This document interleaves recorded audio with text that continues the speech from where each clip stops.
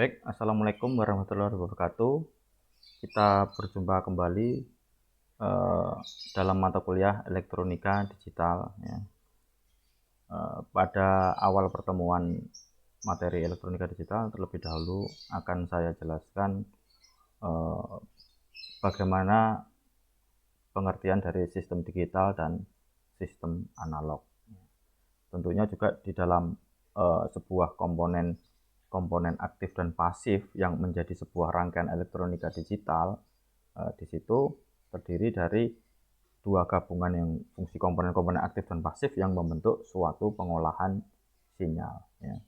Jadi artinya di dalam rangkaian elektronika digital dua komponen-komponen ini sangat penting. Tentunya komponen pasif itu adalah komponen yang tidak memerlukan catu daya. Nah, contohnya resistor, kapasitor, dan induktor. Dan komponen aktif komponennya ketika dia diberikan catu daya. Oke, saya ulangi lagi bahwa rangkaian elektronika itu pada dasarnya adalah didefinisikan sebagai kesatuan dari komponen-komponen elektronika tadi, yaitu aktif dan pasif yang membentuk suatu fungsi pengolahan sinyal, atau kita sebut dengan di sini adalah sinyal processing. Sinyal processing. Nah, tentunya di dalam dua komponen ini kita harus mengerti bagaimana ilustrasinya untuk menggambarkan di dalam secara ilustrasi perbedaan rangkaian-rangkaian analog dan rangkaian digital. Ya, misalkan di dalam ada dua rangkaian ya. Misalkan di sini saya gambar ada rangkaian analog ya. Rangkaian analog. Ya, misalkan rangkaian analog itu adalah rangkaian amplifier ya. Amplifier adalah rangkaian yang memberikan penguatan. Misalkan penguatannya saya berikan 2 kali. Nah, di sini ini misalkan blok diagram ya. Nah, jadi ada dua blok diagram A dan blok diagram B. Di atas adalah rangkaian analog, di bawah adalah contohnya adalah rangkaian digital. Oke. Jadi rangkaian digitalnya misalkan di sini saya beri contoh adalah rangkaian inverter. Rangkaian inverter atau pembalik. Nah, misalkan kalau misalkan di dalam rangkaian analog masukannya adalah dinamakan sinyal inputannya adalah besarannya bersifat kontinu. Jadi besarannya kontinu.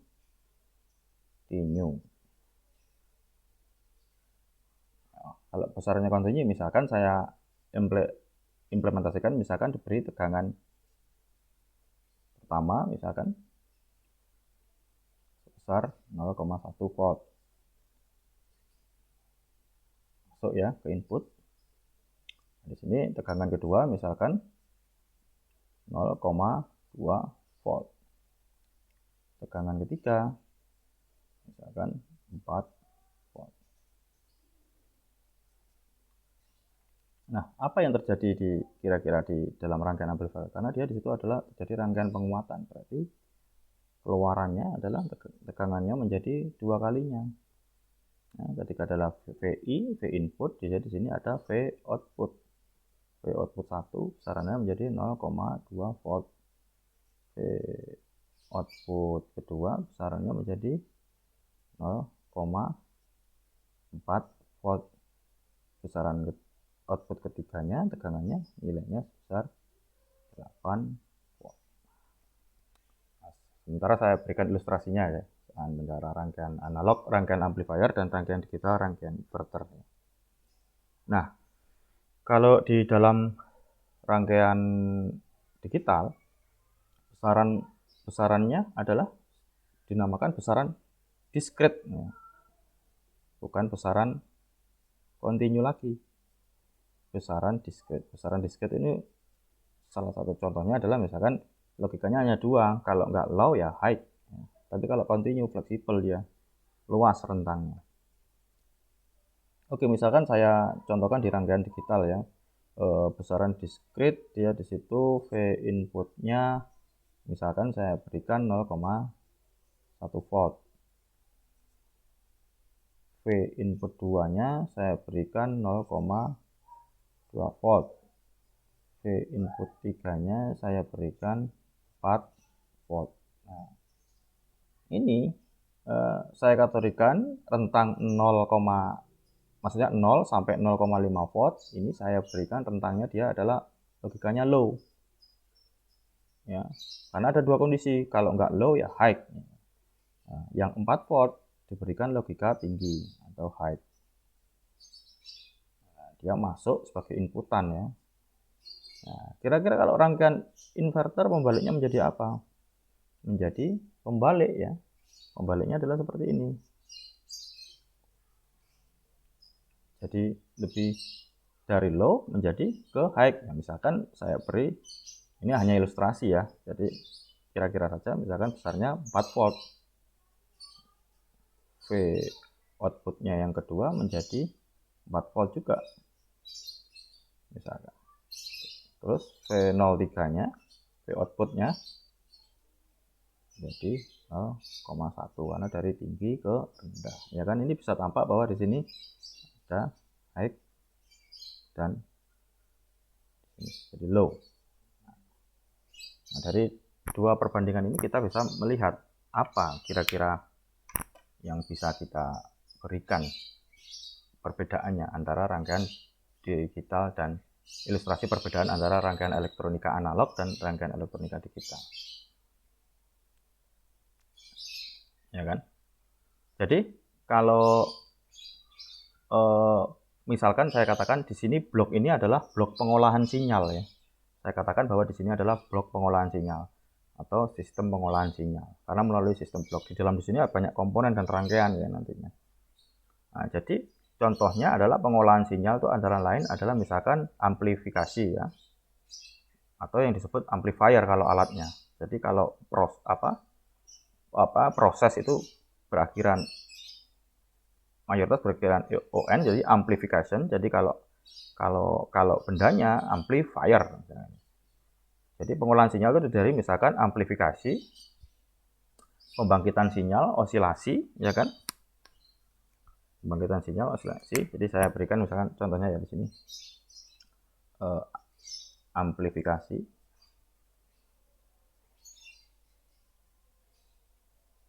Ya, ini adalah rangkaian penguatan sinyal ya, yang termasuk dari pengolahan sinyal tadi. Terus ada rangkaian pembangkit sinyal ya, yang dinamakan dengan oscillation.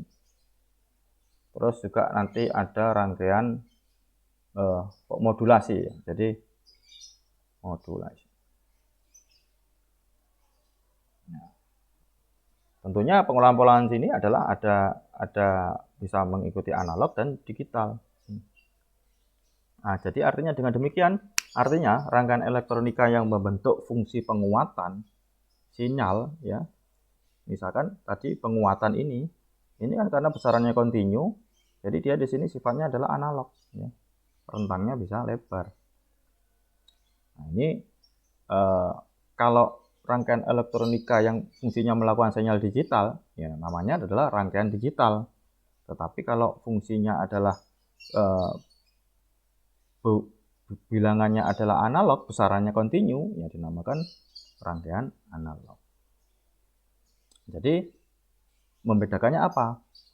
Berdasarkan sifat sinyal yang diolah. Jadi terdapat dua jenis rangkaian elektronika, yaitu analog dan digital, berdasarkan sifat sinyal yang diolah. Jadi ilustrasinya adalah seperti di bawah. Baik, akan saya lanjutkan tentang bagaimana merepresentasikan besaran digital dengan tegangan listrik. Jadi tentunya dalam bidang elektronika, besaran digital itu dapat direpresentasikan dengan tegangan listrik ya. Misalkan coba perhatikan di gambar 5A dia di situ. Dalam representasinya ya, level logika 0 itu direpresentasikan oleh tegangan yang nilainya antara 0 sampai 0,8 volt. Dan level logika 1 itu direpresentasikan oleh tegangan yang nilainya 2 sampai dengan 5 volt. Jadi di dalam gambar itu dijelaskan bahwa representasi besaran digital itu bisa dilakukan dengan tegangan listrik. Tetapi di perkecualian untuk menunjukkan representasi besaran digital. Ya. Kalau gambar digital, gambar bisa menunjukkan adanya perbedaan yang sangat signifikan antara sistem digital dan sistem analog. Nah, misalkan di gambar 5B di sini ya, dalam sistem digital, nilai pasti dari tegangan listrik itu nggak penting. Misalkan, contoh tegangan 3,6 volt dan tegangan 4,3 volt akan diartikan sama oleh sistem digital, yakni keduanya merupakan level logika 1 atau high. Pada sistem analog, kedua tegangan tersebut memiliki arti yang berbeda, sehingga nilai pasti dari suatu tegangan pada sistem analog menjadi sangat penting. Tentunya untuk menjelaskan di gambar 5 yang C ini tadi, sudah dijelaskan bahwa dia di situ ada simbol sumber tegangan dengan 2 titik potensial atau simbol sumber tegangan dengan 1 titik potensial. Ya kan? Nah, tentunya dia di situ ada ground yang memiliki level logika 0. Ya. Kalau sesuai dengan artian di situ, dengan adanya simbol VCC plus dan minus, dia di situ menunjukkan apa? Artinya logika 0 itu dia membebaskan rangkaian. Ya, jadi artinya termostat misalkan pada saat tertutup menunjukkan keadaan logika 1 dan saat terbuka menunjukkan keadaan level logika 0. Ya kan? Jadi misalkan di dalam implementasinya misalkan di dalam fotosel atau fotoresistor ya. Fotoresistor misalkan. Dia aktif ketika terkena cahaya. Ya, artinya dia di situ menunjukkan keadaan level logika 1. Tetapi ketika keadaannya gelap, ya, karena dipengaruhi oleh cahaya ya, outputnya menunjukkan keadaan level logika 0. Dan artinya relay itu akan menjadi tercatu atau aktif dengan kondisi level logika 1 dan ketika energinya nggak ada, artinya menunjukkan keadaan level logika 0. Kan? Nah, untuk selanjutnya dari uraian yang saya sampaikan dia di sini, tentunya bahwa di dalam rangkaian digital atau rangkaian sistem pengolahan digital itu disebut dengan juga rangkaian logika, ya kan? Ya, rangkaian logika itu adalah kesatuan dari komponen-komponen elektronika pasif dan aktif yang membentuk suatu fungsi pemrosesan sinyal digital. Nah, bedanya kalau di rangkaian analog membentuk suatu fungsi pemrosesan sinyal analog. Nah, tentunya di dalam rangkaian digital, komponen-komponen pasif dan aktif itu membentuk kesatuan-kesatuan yang dinamakan elemen logika. Ya. Contohnya adalah gerbang-gerbang logika yang utamanya adalah OR, AND, dan NOT. Baik, untuk selanjutnya yaitu, nah di sini menggambarkan bahwa proses inputan sinyal digital tadi yang terdiri dari tiga komponen gerbang-gerbang logika tadi yang sebelumnya saya jelaskan, yaitu OR, AND, dan NOT. Jadi di sini dijelaskan bahwa komponen-komponen pasif dan aktif ini membentuk sebuah kesatuan-kesatuan yang dinamakan elemen logika atau gerbang-gerbang logika. Nah, di gambar ini terlihat ya bahwa input maupun output rangkaian digital itu memberikan fungsi pemrosesan sinyal digital. Ya, jadi istilah itu harus penting ketahui ya. Bahasa mungkin bisa disebut dengan digital system processing ya kan. Contoh fungsi pemrosesan sinyal digital itu contohnya adalah misalkan binary addition ya atau penjumlahan bilangan biner. terus ada multiplexing, pemilihan data digital, terus ada pendistribusian data digital, demultiplexing, terus nanti ada pengkodean data, encoding, terus kemudian ada penafsiran data, juga namanya adalah decoding. Baik, akan saya lanjutkan pada slide berikutnya. Nah, di dalam sistem digital, ya kan, pemahaman sistem digital ini akan lebih mudah jika dilakukan melalui pemahaman terhadap pengertian sistem elektronika, ya pendekatannya menggunakan sistem elektronika, karena makanya dinamakan elektronika digital. Kalau di dalam sistem elektronika itu didefinisikan sebagai kesatuan dari beberapa rangkaian elektronika dan komponen elektronika baik pasif maupun aktif untuk tujuan pengalihan atau transfer energi atau daya, ya kan? Daya apa? Daya listrik itu tadi, ya kan? Di dalam bidang elektronika paling enggak ada 3 jenis sistem, yaitu elektronika dalam bidang komunikasi, elektronika di dalam bidang instrumentasi dan kendali, elektronika dalam bidang komputasi, ya kan. Tentunya juga ada elektronika dalam sistem tenaga atau power, ya kan.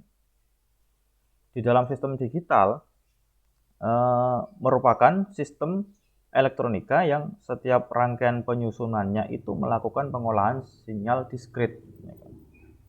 Jadi oleh karena itu sistem elektronika itu dikatakan sistem digital elektronika, bahwa dia di situ dikatakan apabila memenuhi syarat beberapa rangkaiannya itu adalah terdiri dari rangkaian-rangkaian digital atau rangkaian-rangkaian logika, komponen elektronika, dan elemen-elemen gerbang logika untuk suatu tujuan. Tujuannya apa? Untuk transfer daya tadi. Nah, di gambar itu sudah dijelaskan ya, bahwa di dalam sistem elektronika terdiri dari rangkaian elektronika dan komponen elektronika yang memberikan pengalian, fungsinya adalah pengalian tenaga atau energi. Nah, kalau contohnya apa di dalam sistem digital dalam bidang komputasi, ya kan? Nah, misalkan contohnya adalah seperti ini.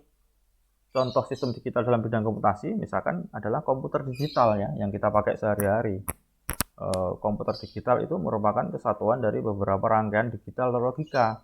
Kalau kita perhatikan, ya, komponen elektronikanya dan elemen gerbang logikanya untuk tujuan pengalian daya dalam bidang komputasi. Misalkan dalam komputer, misalkan kita mengetik di keyboard, ya kan, itu adalah transfer kan dari energi kinetik menjadi elektrik, ya, dipahami menjadi sinyal elektrik untuk menjadi suatu tujuan menampilkan data teks misalkan.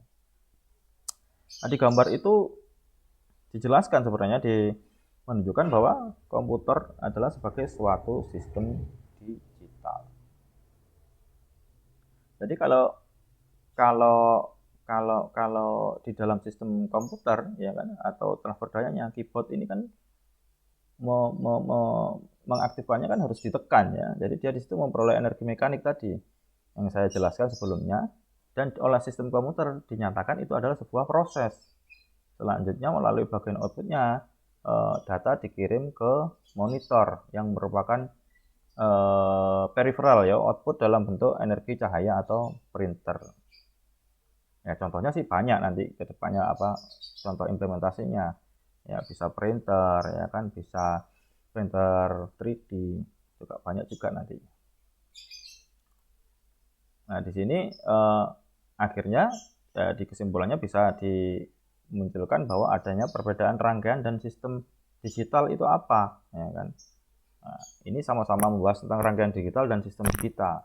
Ya perlu diketahui bahwa kalau rangkaian digital itu adalah bagian dari sistem digital, yaitu bagian-bagian yang terdiri atas beberapa elemen atau gerbang logika.